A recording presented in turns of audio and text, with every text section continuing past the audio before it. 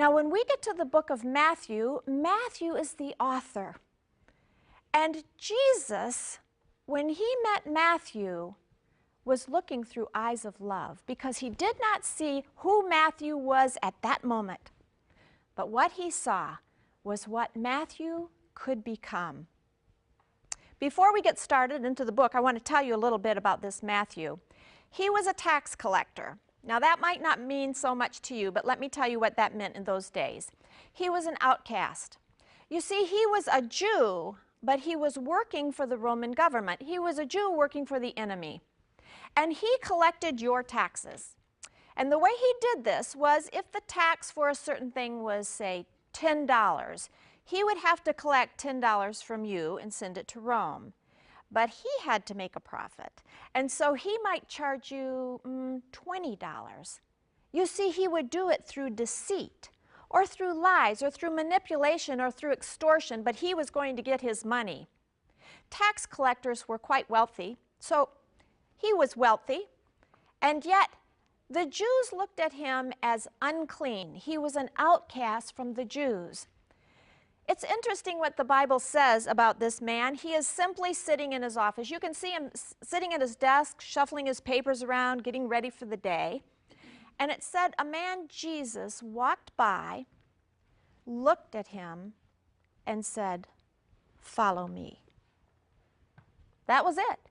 He didn't give him a good reason why he should follow him. He didn't have to discuss it with him. He just walked by and said, "You, follow me, Matthew." And it says Matthew stood up from his desk and followed Jesus. And the next thing you see is Matthew, the great sinner, having a dinner party, inviting the perfect man, Jesus, and inviting all of his sinner friends. And that is all we know about Matthew, except this. Sometime later, out of all the men that Jesus could have chosen, he chose Matthew to be one of the 12 disciples, a sinner, an unclean, an outcast, a deceiver. But Jesus chose Matthew. Matthew did become one of the 12 disciples. He did write the book of Matthew about 30 years later.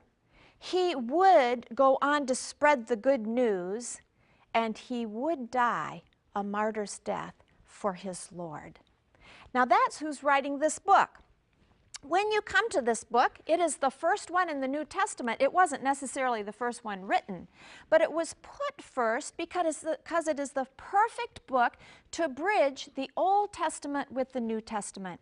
You see, Matthew was speaking to a Jewish audience. He was a Jew, and he wanted to talk to the Jewish audience. And what he wanted to tell them is, hey, look, the promised Messiah is here in Jesus Christ, and it is better than we ever expected. And that's what he's saying through this book. Jesus Christ, the long-awaited King of the Jews, has arrived.